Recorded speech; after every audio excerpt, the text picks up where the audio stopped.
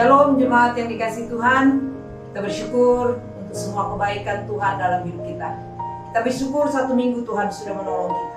Hari ini kita akan mempersiapkan hati kita lagi untuk masuk dalam ibadah. Mari kita kembali merenungkan kebaikan Tuhan. Kita mau bersekutu dengan Tuhan. Kita mau senantiasa bertumbuh di dalam Tuhan. Karena melalui ibadah, melalui firman Tuhan, pujian kita kepada Tuhan, semakin hari kita semakin kuat dalam Tuhan. Selamat beribadah.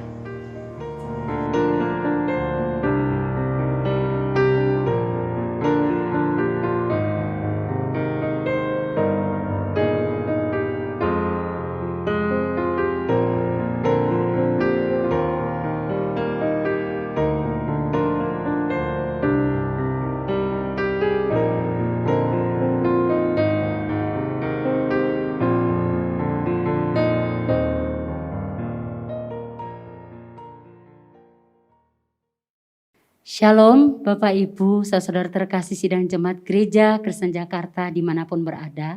Puji nama Tuhan, kita bersyukur karena kasih Tuhan dalam setiap kehidupan kita. Sehingga kita boleh ada sampai detik hari ini di penghujung bulan Mei. Semua karena kebaikan Tuhan. Mari kita mau siapkan hati kita. Kita mau datang kepada Tuhan, membawa setiap penyembahan kita. Karena hanya Dialah Allah yang layak ditinggikan. Seperti pemazmur mengatakan, aku mau bersyukur kepada Tuhan dengan segenap hatiku. Aku mau menceritakan segala perbuatan-Mu yang ajaib. Aku mau bersuka cita dan bersukaria karena Engkau. Bermazmur bagi nama-Mu, ya Maha Tinggi. Kita mau serahkan ibadah kita saat hari ini. Di dalam nama Allah Bapa, Putra, dan Roh Kudus. Amin. Saudara terkasih sidang jemaat, saya undang kita semuanya berdiri. Biar kita mau merasakan kuasa Tuhan, jamahan Tuhan, lewat setiap pujian yang akan kita naikkan hari ini. Kurasakan kasih-Mu Tuhan, kurasakan kuasa-Mu Tuhan.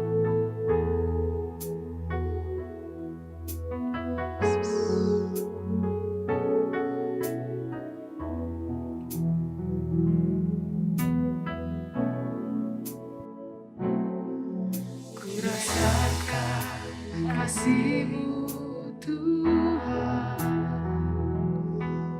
ku rasakan kuasa-Mu Tuhan,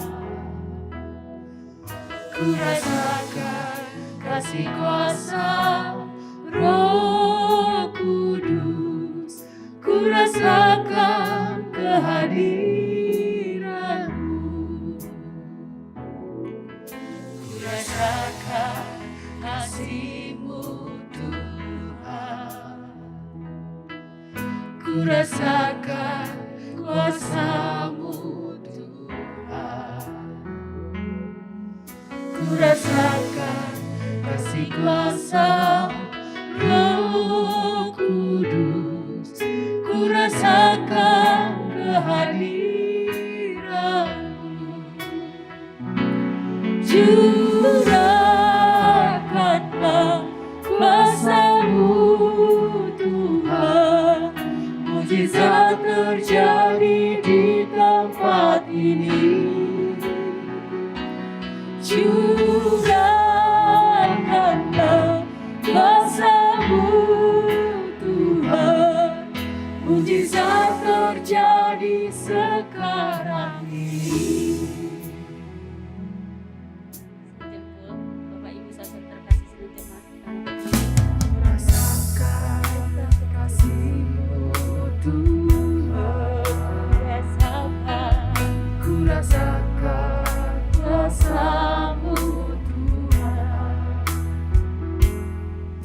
Ku rasakan kasih kuasa Roh Kudus, ku rasakan kehadiran-Mu. Curahkanlah kuasa-Mu Tuhan, mujizat terjadi di tempat ini.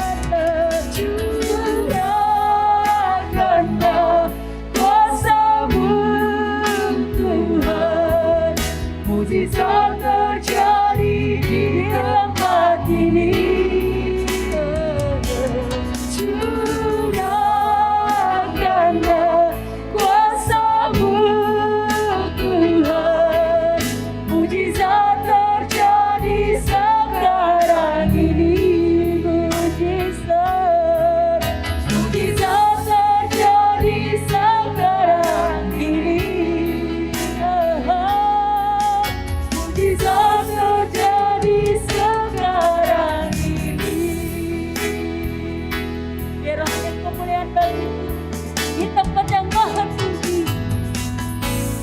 Kemuliaan bagimu di tempat maha tinggi.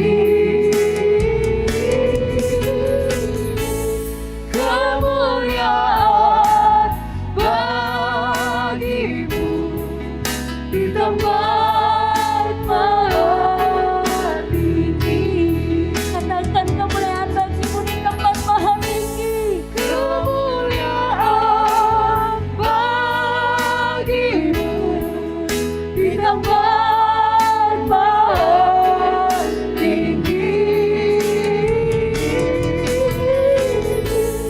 Kemuliaan bagimu di tempat maha tinggi. Di tempat maha tinggi. Tempat maha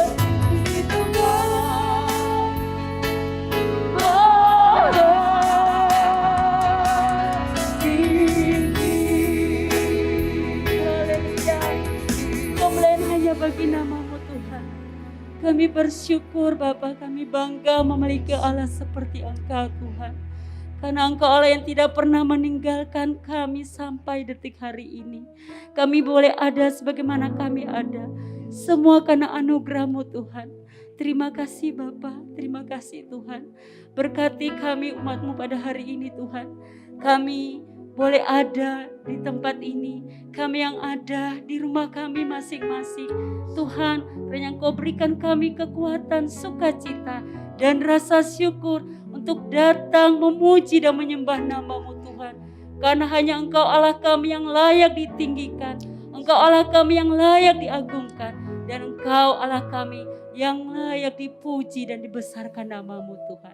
Terima kasih Bapa. Kami undang kuasa Roh Kudus hadir saat hari ini. Bertata di atas setiap puji-pujian kami. Bahkan bertata dan bersemayam di hati kami Tuhan. Terima kasih Bapa. Terima kasih Tuhan.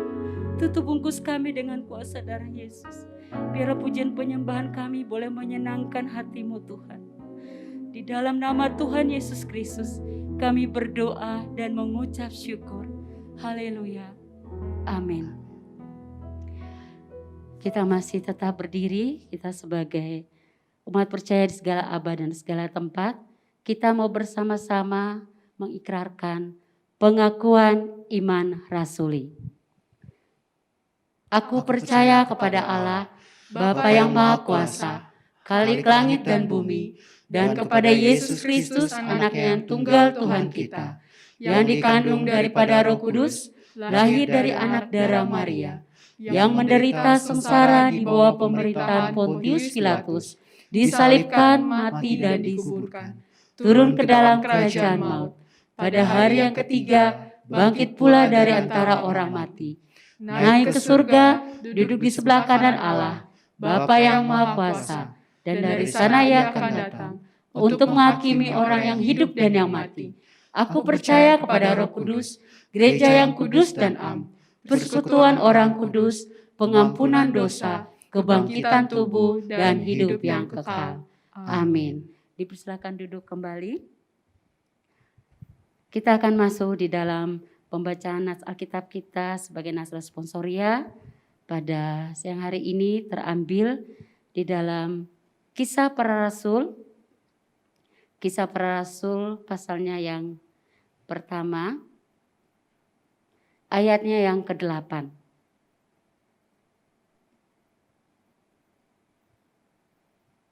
Kisah Para Rasul pasal pertama ayatnya yang ke-8. Saya akan membacakan bagi kita semua. Bunyi firman Tuhan, tetapi kamu akan menerima kuasa kalau Roh Kudus turun ke atas kamu. Dan kamu akan menjadi saksiku di Yerusalem dan di seluruh Yudea dan Samaria dan sampai ke ujung bumi. Amin. Shalom. Shalom. Puji nama Tuhan, kembali kita mau diberikan kesempatan untuk memuji dan menyembah Tuhan. Kita mau katakan lewat puji-pujian hari ini, satukanlah roh kami ya Tuhan, bergandengan tangan kami semuanya. Dalam hadirat-Mu kami mau menyembah-Mu. Haleluya.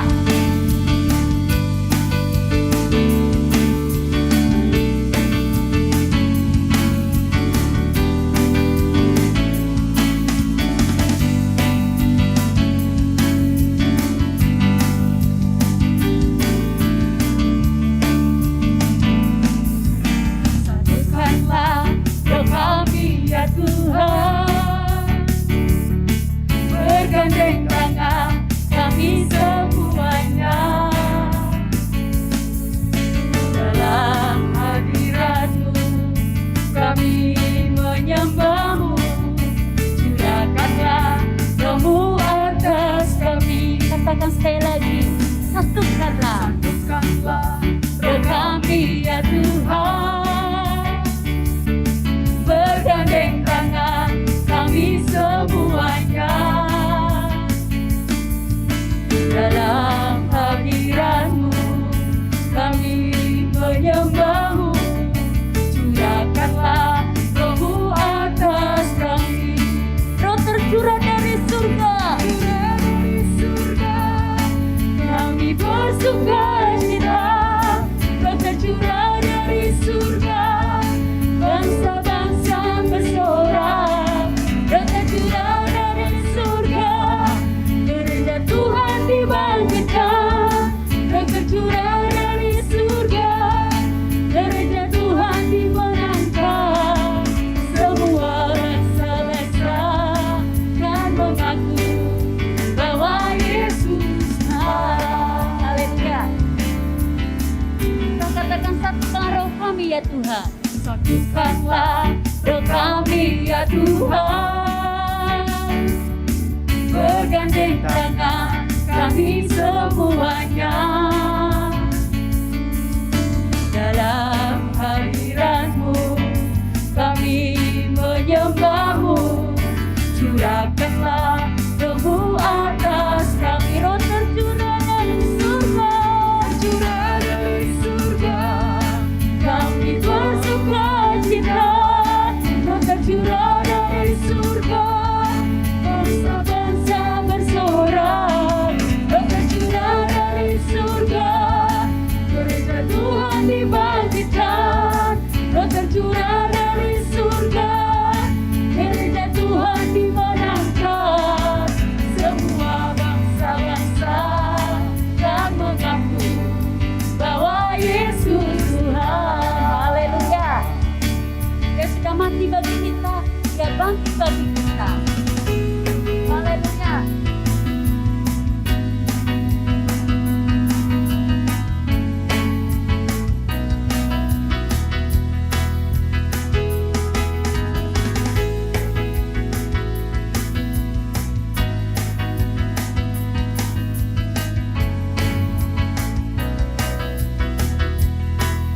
Katakan, Dia mati bagiku. Dia mati bagiku, Dia bangkit bagiku. Ya Tuhan Allah penyelamatku, kuasa maut dipatahkan, hidupku dipulihkan. Ya Tuhan Allah kebenaran. Katakan, Dia sungguh baik, Dia sungguh baik, Dia sangat baik. Yesus, Dia baik bagiku. Dia sungguh baik, Dia sangat baik. Yesus, Dia baik bagiku. Kita katakan, Dia ada di dalamku, bergerak di hidupku. Dia ada di dalamku, bergerak di hidupku. Ya Tuhan Allah kekuatanku, Dia penuh. Haleluya, amin. Dengan kuasa kasih-Nya. Ya Tuhan Allah kebenaran. Katakan, Dia sungguh baik,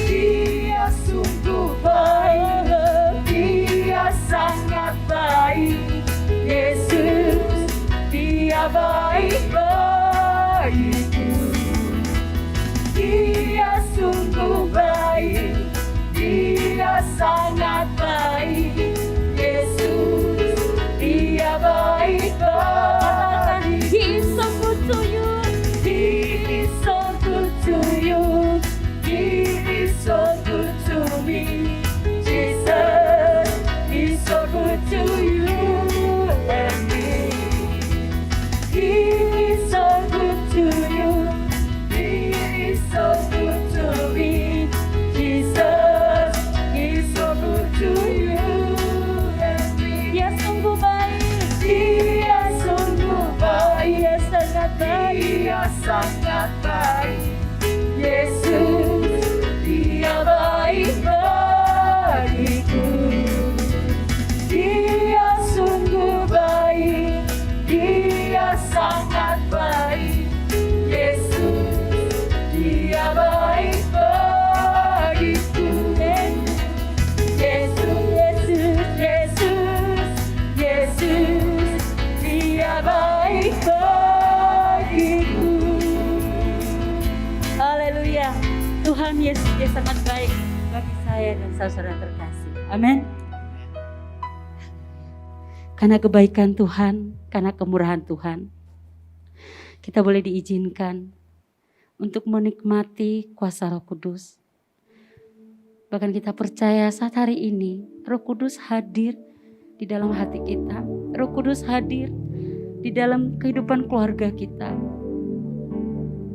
Mari Bapak Ibu saudara terkasih, kita mau siapkan hati kita.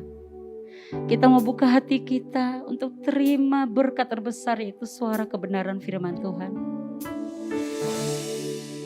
Kita mau tinggalkan sejenak segala beban kita. Kita mau datang di kaki Yesus dan kita berseru dan kita siap untuk ditaburi oleh kebenaran firman itu sendiri. Roh Kudus, Kau hadir di sini. Roh Kudus, Kau mengasihimu. Kau lembut, Kau manis. Kaulah penghiburku, penolongku, diutus Bapakku.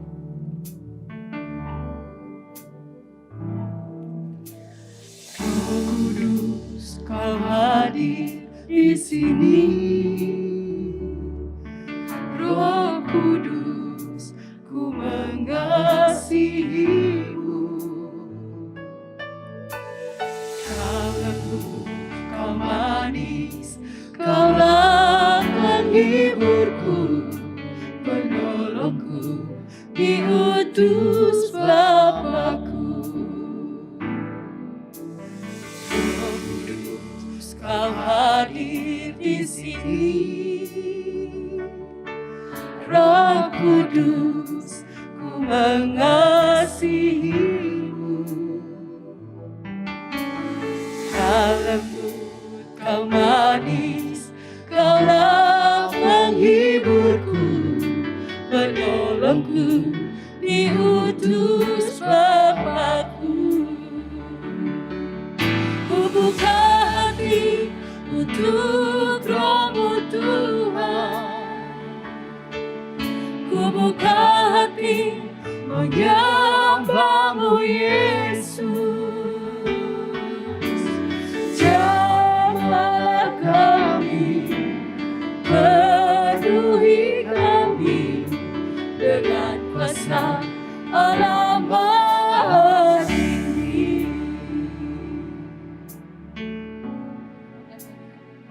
Kita mau undang sungguh-sungguh Roh Kudus hadir saat hari ini.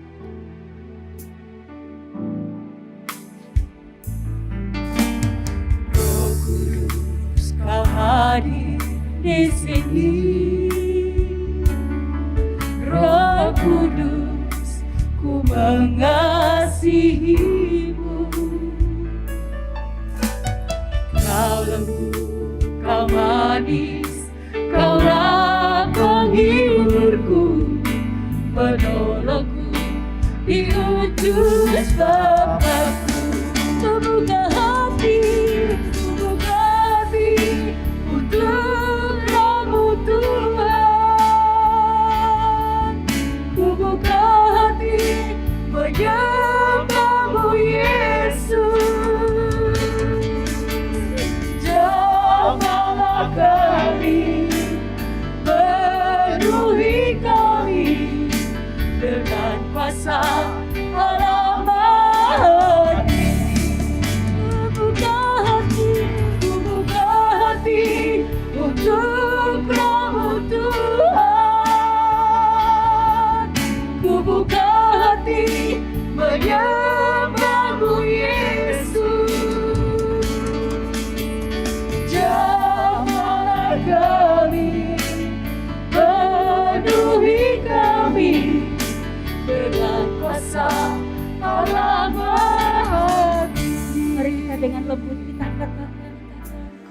hati untuk Roh-Mu Tuhan. Ku buka hati menyembah-Mu Yesus. Jamahlah kami, penuhi kami dengan kuasa Allah Maha Tinggi. Ku buka hati untuk Roh-Mu Tuhan. Ku buka hati menyembah-Mu Yesus. Jamahlah kami, penuhi kami dengan kuasa Allah Maha Tinggi. Jamahlah kami, penuhi kami dengan kuasa Allah Maha Tinggi.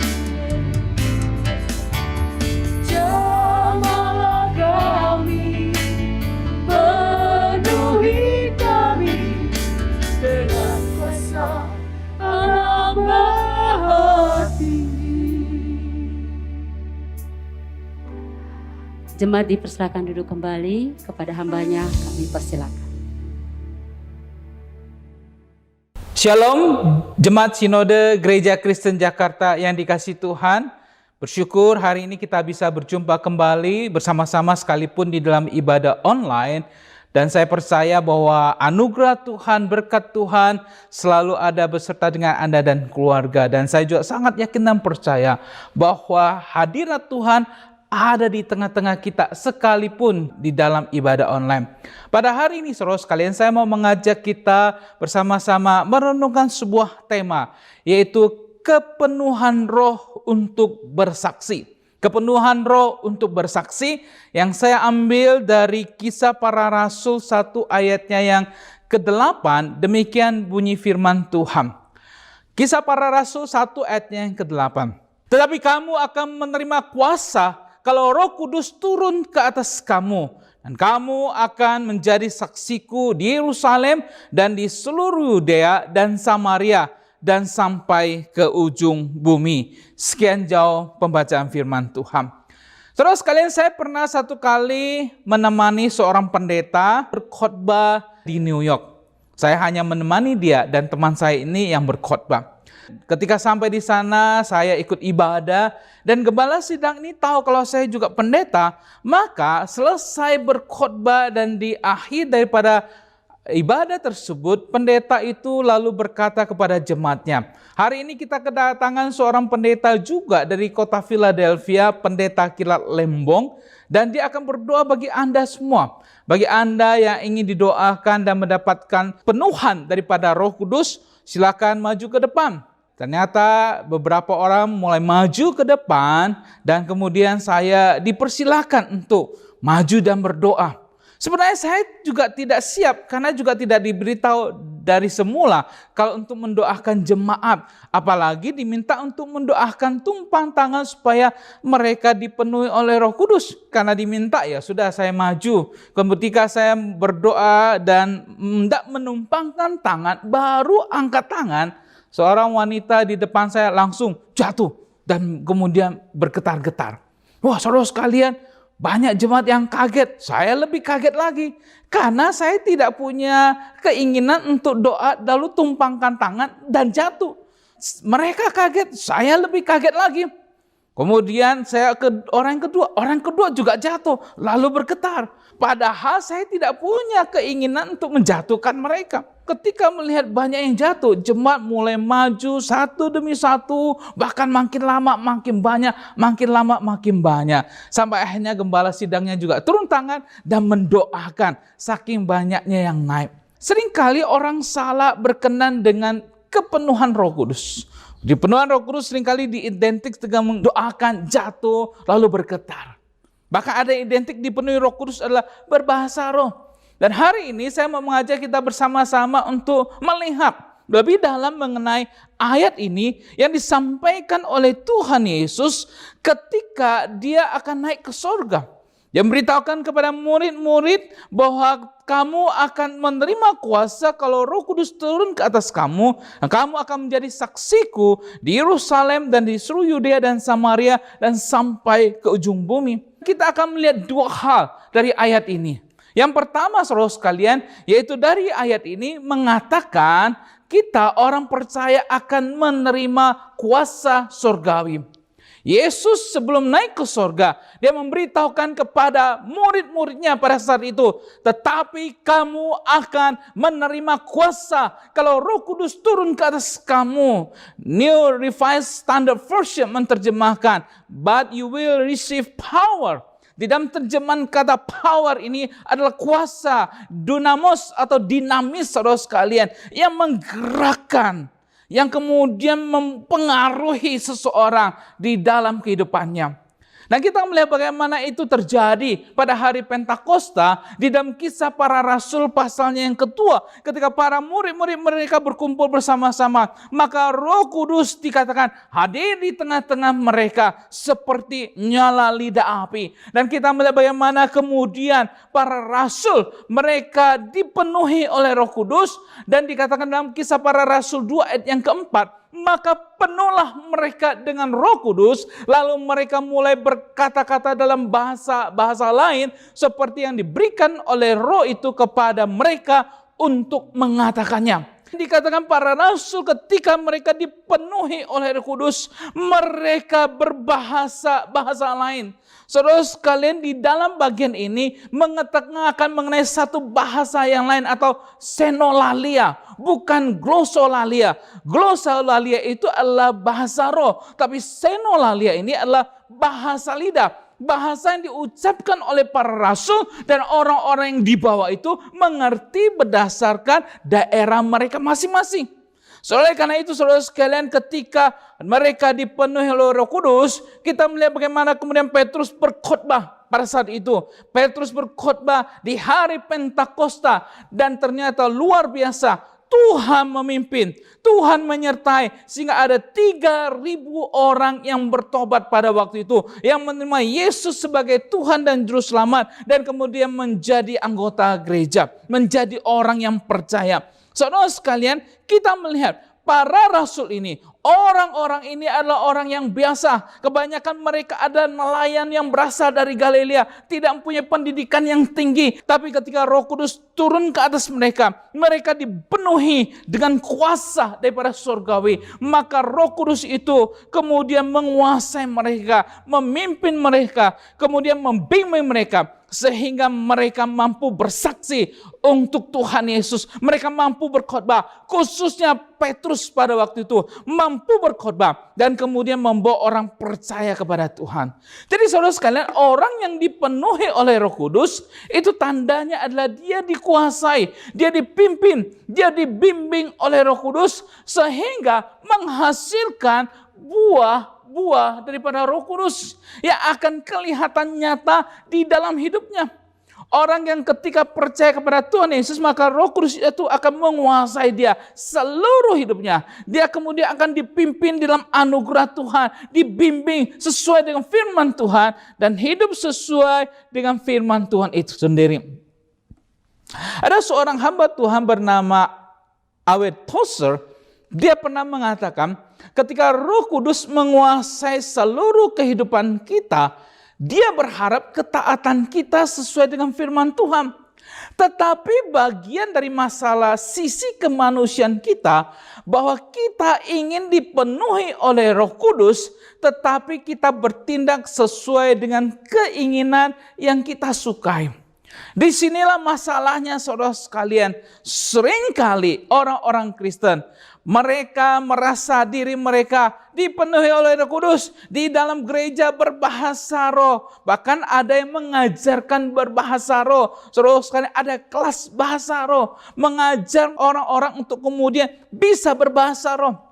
Ucapin haleluya, haleluya, haleluya, haleluya. Dan kemudian akhirnya mengharapkan banyak orang berbahasa roh. Kita melihat tanda daripada orang yang dipenuhi oleh Roh Kudus adalah hidup mereka menghasilkan buah-buah daripada Roh Kudus. Roh Kudus itu sendiri yang kemudian membimbing orang itu punya kasih, punya kesabaran, punya kelemah lembutan, punya penguasaan diri. Buah-buah roh ini yang bukti nyata di dalam kehidupannya.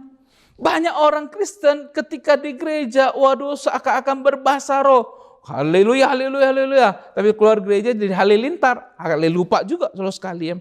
Bahkan di dalam kehidupannya, seperti yang A.W. Tozer katakan, seringkali orang Kristen ingin dipenuhi oleh Roh Kudus, tetapi di dalam kehidupannya tidak bertindak sesuai dengan firman Tuhan, bahkan sesuai dengan keinginannya sendiri. Saudara sekalian, ada seorang bernama Mahatma Gandhi. Beliau adalah bapak negara orang India. Sebuah kisah yang menceritakan bagaimana di dalam kehidupannya. Waktu kecil dia ingin pergi ke gereja. Ketika dia hendak masuk ke dalam gereja, dia melihat ada seorang penyambut yang berdiri depan gereja. Orang ini memang bukan orang India. Gereja itu memang untuk orang-orang kulit putih.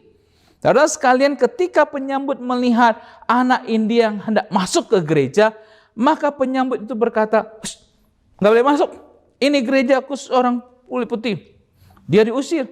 Tapi Mahatma Gandhi lah berkata, "Saya ingin masuk, saya ingin ke gereja." "Nggak boleh, pergi." Saudara sekalian, Mahatma Gandhi diusir dari gereja tersebut. Tidak diizinkan masuk. Ketika dia melangkahkan kaki meninggalkan gereja itu, Mahatma Gandhi lalu berkata, "Saya tidak akan pernah menginjakkan kaki saya lagi ke gereja." Saudara sekalian, Mahatma Gandhi pernah berkata, "Saya tidak pernah menolak Kristus. Saya suka Kristus, tetapi saya tidak suka dengan orang Kristen." Kenapa? Karena di dalam kehidupannya tidak mencerminkan mengenai Kristus yang nyata. Saudara sekalian, pendiri gereja Metodis bernama Wesley, dia pernah mengungkapkan sebuah perkataan. Dia mengatakan bahwa kehidupan dalam Kristus adalah kehidupan yang dipenuhi Roh Kudus dan yang menarik orang kepada Kristus. Jadi seseorang yang dipenuhi oleh Roh Kudus, maka di dalam kehidupannya akan kemudian menarik orang untuk datang kepada Tuhan, untuk berjumpa dengan Tuhan, untuk mengenal Tuhan, saudara sekalian. Oleh karena itu, di dalam kehidupan Anda, di gereja, di rumah tangga, di tempat kerja Anda, dimanapun Anda berada, saudara sekalian, Anda harus menunjukkan identitas Anda sebagai orang yang percaya kepada Kristus. Engkau harus menjadi terang di dalam dunia ini, menjadi garam di dalam dunia ini, yang menunjukkan kualitas yang berbeda, dan engkau bersinar seperti bintang yang terang di dalam kegelapan, sehingga banyak orang boleh mengenal Yesus sebagai Tuhan dan Juru Selamat. Saya ada seorang teman, beliau dari India bernama Alexander. Dia adalah seorang direktur dari sebuah yayasan, gereja, dan kurang lebih ada 100 gereja yang dia buka di seluruh India. Bahkan dia mempunyai sekolah-sekolah dan universitas. Saudara sekalian, yang menarik adalah banyak orang-orang yang masuk ke dalam sekolahnya, khususnya anak-anak ini, mereka dididik dengan ajaran Kristen. Mereka yang dari latar belakang yang bukan Kristen, ketika masuk ke dalam sekolah Kristen yang didirikan oleh Alexander ini, mereka pelan-pelan akhirnya kemudian menerima Tuhan Yesus sebagai Tuhan dan Juru Selamat. Mereka percaya kepada Tuhan. Ternyata makin banyak anak-anak yang percaya kepada Tuhan, dan ini menimbulkan kegelisahan di tengah-tengah keluarga, di tengah-tengah orang tua yang menyekolahkan anak-anak mereka, karena memang sekolah yang didirikan oleh dia cukup bagus, sehingga memang banyak anak-anak ingin masuk ke sekolah tersebut. Tapi di sisi yang lain mereka khawatir anak-anak mereka masuk lalu kemudian menjadi Kristen, dan memang terbukti banyak anak-anak masuk ke dalam sekolah itu akhirnya menjadi Kristen. Terus kalian, ada 3 orang ayah dari anak-anak tersebut yang kemudian berencana untuk membunuh Alexander ini. Mereka mengadakan satu strategi. 2 orang bawa pisau atau orang di depan, kemudian ketuk pintu dan memastikan bahwa memang Alexander ini yang buka pintu. Lalu 2 orang di belakang ketika tahu itu Alexander, maka yang di depan itu akan bergeser dan 2 orang akan maju dan kemudian membunuh dengan pisau. Rencananya begitu. Terus sekalian, maka 3 orang bapak ini pergi ke rumah Alexander. 2 orang di belakang sudah pegang pisau dan 1 orang maju ke depan ketok pintu. Selesai dia ketok pintu, tangannya nggak bisa diturunkan. Terus sekalian, ketika tangannya nggak bisa turunkan, 2 orang di belakang itu berkata kepada temannya, tangannya turunin dong. Dia bilang, nggak bisa turun nih. 2 orang temannya kaget. Mereka lalu maju ke depan, coba turunin tangan temannya. Temannya jadi kaku, tidak bisa bergerak. Saudara sekalian, melihat temannya kaku berdiri begitu, 2 orang temannya yang tadi pegang pisau langsung lari tinggalkan temannya yang berdiri kaku di depan. Ketika pintu dibuka oleh Alexander, dia kaget. Karena di depan pintu dia berdiri seorang bapak yang lagi begini, kaku. Dia kaget. Kamu siapa? Bapak itu berkata, saya salah satu ayah dari murid Anda. Kami sebenarnya datang hendak membunuh Anda. Saya bertiga, tapi teman saya 2 lari. Ketika saya ketuk pintu, tiba-tiba badan saya kaku semua. Mendengar kisah ini, kalau kita Alexander, apa yang kita lakukan? Kesempatan, mumpung dia kaku, tampar dulu. Kurang ajar kamu mau bunuh saya ya, sekalian. Tapi Alexander tidak melakukan itu. Ketika dia melihat ada orang kaku berdiri depan pintunya yang tadinya hendak membunuh dia, dia kemudian maju ke depan. Dia doakan di dalam nama Yesus. Saudara sekalian, mujizat terjadi. Orang ini tangannya kemudian lemas ke bawah dan bisa gerak lagi. Kemudian dibawa masuk oleh Alexander, dikasih minum.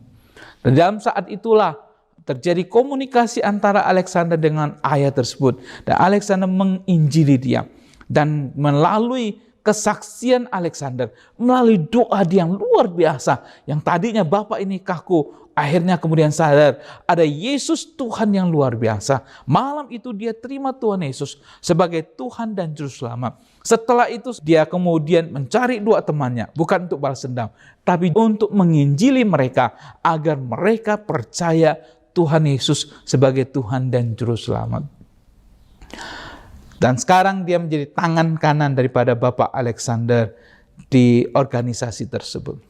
Saudara sekalian, seseorang yang dipenuhi oleh Roh Kudus adalah seorang yang dikuasai, dibimbing, dipimpin untuk kemudian menghasilkan kualitas kehidupan Kristen yang nyata. Yang kedua, saudara sekalian, para murid bukan saja menerima kuasa surgawi, yang kedua, kita menerima tugas surgawi.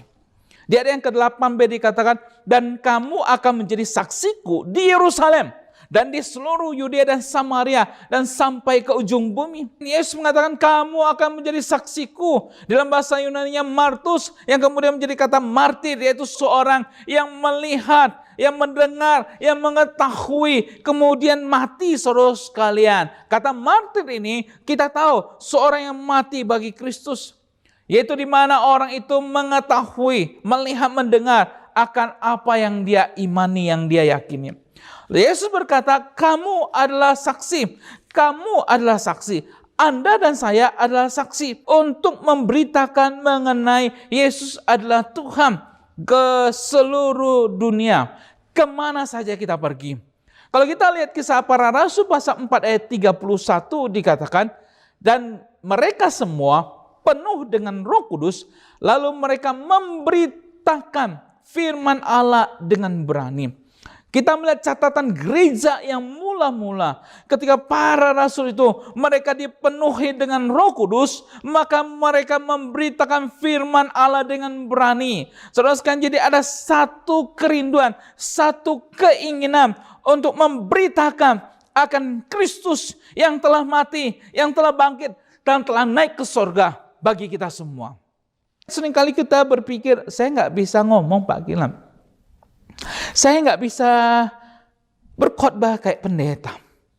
Saya malu, saya nggak punya waktu. Menginjili bukan satu hal di mana kita suka atau tidak suka, saudara sekalian. Tapi menginjili adalah satu bagian daripada kehidupan kita untuk menjalankan tugas surgawi ini. Di mana Kristus memberikan tugas ini kepada Anda dan saya. Tugas ini tidak diberikan kepada malaikat karena mereka tidak mengalami karya Kristus di atas kayu salib. Anda dan saya adalah orang yang menerima Yesus sebagai Tuhan dan Juru Selamat. Di mana dosa kita diampuni, di mana kita mempunyai jaminan hidup yang kekal. Dan inilah yang harus kita ceritakan. Saudara sekalian, Yesus berkata, engkau akan menjadi saksiku di Yerusalem. Yesus tidak meminta Anda pergi yang jauh dulu, yang dekat dulu, Yerusalem, keluarga Anda. Di mana orang-orang yang ada di sekitar Anda yang perlu Anda injili. Mungkin istri Anda, suami, orang tua, anak, kakak, adik, atau teman-teman satu kantor, mereka yang belum pernah mengenali Yesus. Saatnya kita berbicara untuk menceritakan mengenai pengalaman hidup kita. Anda tidak perlu menjadi seorang pendeta baru kemudian memberitakan Kristus lalu menginjil.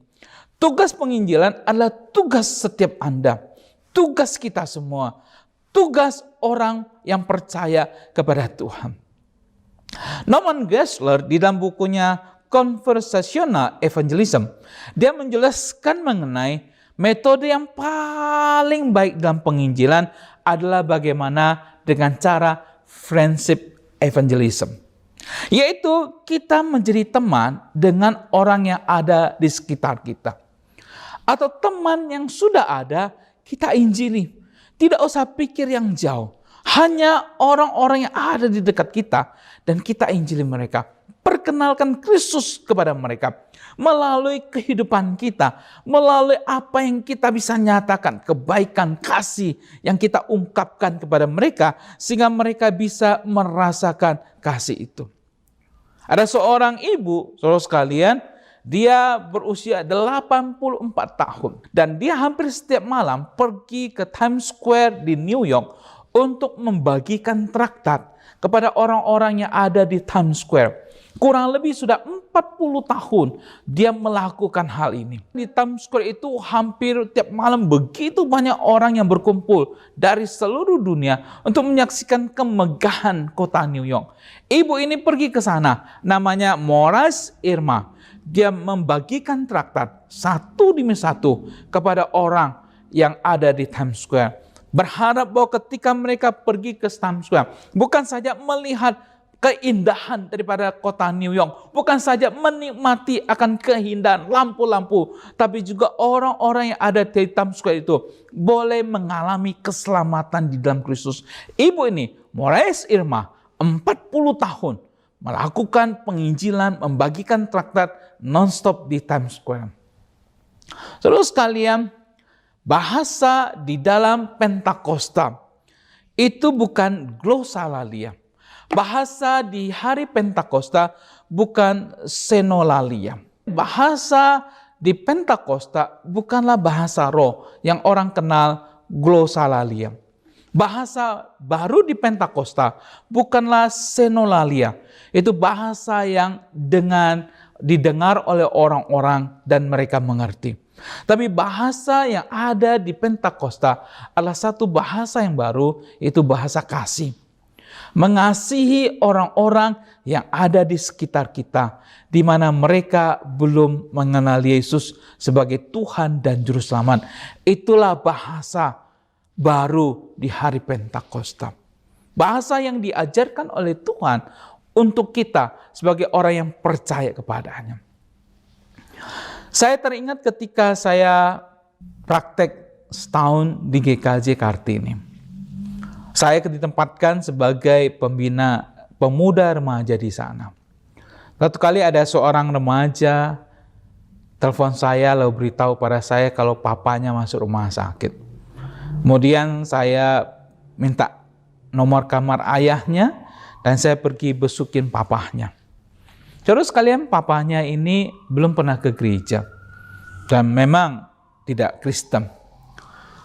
Ketika saya berjumpa dengan Bapak ini, saya tahu kalau Bapak ini orang Kuntien, Kalimantan Barat. Dan dia fasih berbahasa Ke, tapi agak sulit berbahasa Indonesia. Ketika saya bicara dengan dia, saudara sekalian, Tuhan menggerakkan hati saya untuk memberitakan Yesus yang adalah Tuhan dan Juru Selamat kepada Bapak ini. Tapi pada waktu itu karena saya baru lulus dari seminari, saya juga berpikir bahasa Ke saya tidak sehebat Bapak Philip Cendana. Saya malu, nggak berani, saudara sekalian. Tapi saya berpikir, nantilah Tuhan. Nanti kalau pulang, saya kasih tahu pendeta Philip. Saya kasih tahu dia ada seorang bapak yang sakit, bisa nggak besukin dan injili dalam bahasa Ke. Kemudian saya doakan dia dan saya pulang. Saya doakan supaya Tuhan Yesus sembuhkan dia. Besoknya saya terima telepon dari anaknya. Kalau ayahnya meninggal dunia. Saya kaget. Saya bilang, bukankah waktu saya besuk kemarin, papamu bilang baik-baik? Iya. Kau kilat, papa baik. Tapi nggak tahu mendadak. Dia mau makan buah apel, tahu-tahu dia pingsan. Dan akhirnya meninggal. Saya nggak percaya mendengar berita itu. Padahal bapak ini saya ketemu kemarin. Saya buru-buru ke Husada. Ketika sampai di rumah sakit Husada, saya pergi ke kamar jenazah. Dan saya lihat papahnya sudah terbujur kaku di sana. Anak remaja ini ketika keluar berjalan bersama dengan saya, bertanya kepada saya, kok Kilat kan yang terakhir berjumpa dengan papa saya. Ada nggak cerita tentang Tuhan Yesus sama papa saya? Sang anak ini berharap mendapatkan satu kabar gembira dari saya. Saya gelengkan kepala. Saya bilang nggak ada. Saudara sekalian, saya melihat kesedihan di hati anak ini. Ketika saya memimpin ibadah penghiburan, saya melihat anaknya nangis. Saya juga lebih nangis lagi, saudara sekalian. Ada seorang yang terbujur kaku di depan saya, yang sudah tidak bisa mendengar lagi Yesus mengasihi dia. Yesus mencintai dia. Oleh karena itu saya berkata, Tuhan, saya akan ambil komitmen. Saya mau belajar bahasa. Saya mau belajar lebih dalam lagi untuk memberitakan Injil. Akhirnya kemudian saya putuskan pergi ke Taiwan, belajar di sana 3 tahun, belajar bahasa Mandarin. Dan itu untuk membekali pelayanan saya. Di dalam kehidupan kita, banyak orang di sekitar kita yang setiap hari mereka berjalan menuju kebinasaan. Mereka mungkin adalah ayah kita, ibu kita, suami kita, istri kita. Mereka yang sedang menuju kepada kebinasaan. Tegakah engkau melihat mereka menuju kepada kebinasaan? Inilah momennya, saatnya saudara sekalian. Ketika Anda sudah dipenuhi oleh Roh Kudus, mari kita dengan bahasa yang baru di hari Pentakosta ini, itu bahasa kasih. Kita mengasihi mereka, memberitakan Injil kepada mereka, supaya mereka boleh percaya kepada Tuhan Yesus, boleh menerima Yesus sebagai Tuhan dan Juru Selamat, dan mereka boleh diselamatkan. Oleh karena itu saudara sekalian dikasihi Tuhan, doa saya, biarlah kepenuhan Roh Kudus ini boleh membuat kita menjadi orang Kristen yang sungguh-sungguh hidup sesuai dengan firman Tuhan, memancarkan kasih Kristus, dan kita mempunyai satu bahasa kasih untuk mengasihi orang-orang yang ada di sekitar kita, agar mereka boleh diselamatkan, agar mereka boleh percaya kepada Tuhan, agar mereka boleh bersama-sama dengan kita satu saat nanti di dalam sorga yang kekal. Tuhan Yesus berkati. Mari kita tundukkan kepala kita berdoa. Tuhan, kami bersyukur untuk firman Tuhan yang boleh kami dengar. Tapi biarlah bukan hanya kami mampu dengar, tapi kami mampu lakukan di dalam kehidupan kami masing-masing. Kami bersyukur ya Tuhan untuk Roh Kudus yang ada di dalam diri kami masing-masing yang boleh mempermaharui kami, memimpin, menuntun, mengarahkan kami sesuai dengan kehidupan firman Tuhan. Dan terlebih lagi ya Tuhan, di dalam kepenuhan Roh Kudus ini boleh memberikan kami satu semangat untuk memberitakan Kristus sebagai Tuhan dan Juru Selamat bagi orang-orang yang ada di sekitar kami. Hamba berdoa menyerahkan bagi Sinode Gereja Kristen Jakarta, berkati untuk setiap hamba Tuhan yang ada di cabang-cabang maupun pos PI, berkati setiap pengurus, khususnya juga pengurus Sinode. Hamba serahkan juga bagi seluruh anggota jemaat GKJ, bila GKJ boleh Tuhan berkati, makin berkembang, makin banyak orang percaya melalui GKJ ini. Terima kasih ya Tuhan, terpuji namamu. Hamba berdoa menyerahkan bagi jemaat yang pada saat ini mengikuti ibadah online. Mungkin ada yang mengalami pergumulan, sakit, penyakit. Apapun itu juga pada saat ini hamba berdoa di dalam nama Yesus Tuhan kami. Biarlah Engkau berikan kami kekuatan untuk melewati segala kesulitan. Bagi yang sakit di dalam nama Tuhan Yesus. Kesembuhan, pemulihan terjadi karena Engkau adalah Tuhan penyembuh. Terima kasih ya Tuhan, terpuji namamu. Kami bersyukur, kami berdoa di dalam nama Tuhan kami, Tuhan Yesus Kristus. Amin. Terima kasih Bapak Ibu. Shalom Aleichem. Puji nama Tuhan, kita bersyukur untuk kebenaran firman Tuhan yang sudah kita dengarkan. Biarlah itu boleh menjadi berkat dan kekuatan dalam setiap kehidupan kita. Saatnya kita akan meresponi setiap apa yang sudah Tuhan berikan dalam kehidupan kita lewat persembahan syukur hari ini. Dan persembahan dapat kita berikan melalui scan barcode ataupun transfer rekening gereja lokal masing-masing. Sebelumnya mari kita berdoa. Mari kita berdoa. Bapa, kami ucap syukur Tuhan buat setiap berkat, buat setiap kebaikan Tuhan yang Tuhan nyatakan dalam kehidupan kami. Kami sudah memuji Engkau, bahkan kami sudah mendengarkan kebenaran firman-Mu Tuhan. Dan saat ini kami akan memberikan persembahan kami sebagai tanda ucapan syukur kami kepadamu. Biar Tuhan yang berkati persembahan ini agar berkenan di hadapan-Mu. Kamu serahkan persembahan kami dalam tangan-Mu. Dalam nama Yesus. Amin. Mari kita angkat pujian datang pada Tuhan dengan sorak-sorai, dengan nyanyian syukur.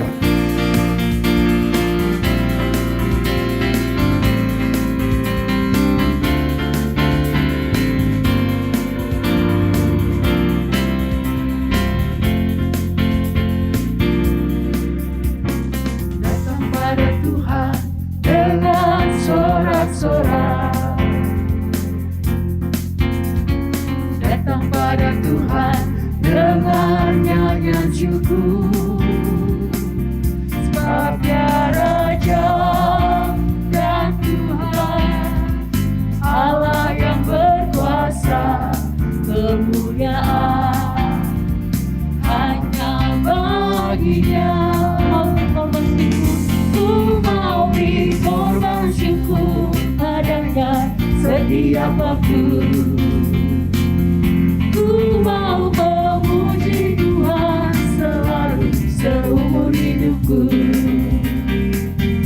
Ku mau bersorak-sorak, hey, dan bernyanyi di hadapannya. Umatnya bersuka. Datang pada Tuhan dengan sorak-sorai. Datang pada Tuhan dengan sorak-sorai.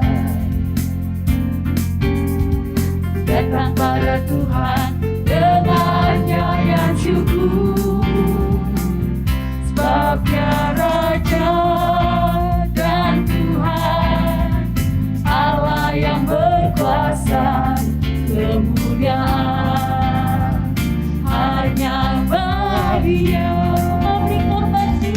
Ku mau beri korban syukur padanya setiap waktu. Ku mau memuji Tuhan selalu seumur hidupku. Ku mau bersorak-sorak, hey, dan bernyanyi di hadapannya. Umatnya bersuka. Ku mau berkorban syukur padanya setiap waktu. mau memuji Tuhan selalu seumur hidupku. Ku mau bersorak-sorak, hey, dan bernyanyi di hadapannya. Umat yang bersuka, umat yang bersuka, kita semua bersuka. Haleluya. Kita akan menyaksikan warta jemaat tanggal 30 Mei 2021. Warta Sinode GKJ 30 Mei 2021. Kelas SMK Saya Murid Kristus.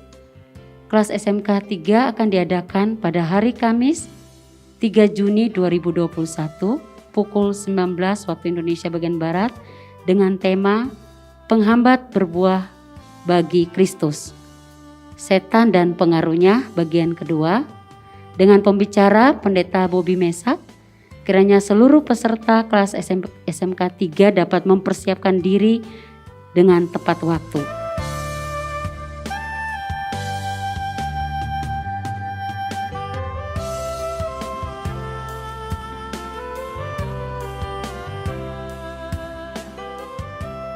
Demikianlah Warta Sinode GKJ hari ini. Terima kasih atas perhatian Bapak Ibu dan saudara-saudari terkasih. Tuhan Yesus memberkati.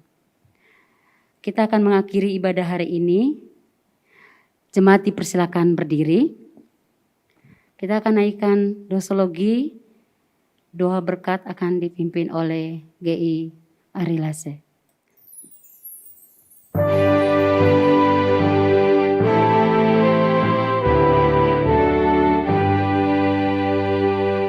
Puji Allah Bapa Putra, puji Allah Roh Kudus, ketiganya yang esa. Pohon selamat sumber berkah.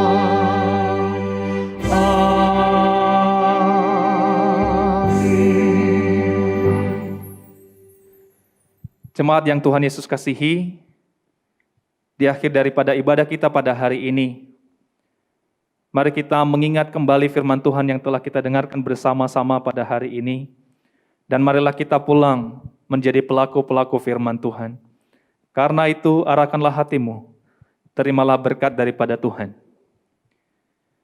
Kiranya kasih karunia daripada Allah Bapa, pertolongan kekuatan dari Tuhan Yesus Kristus, persekutuan penghiburan di dalam Allah Roh Kudus, dan kiranya Allah Tritunggal yang esa itu terus mencurahkan berkat-Nya melimpah-limpah di dalam kehidupan kita, mulai hari ini, bahkan sampai selama-lamanya. Amin.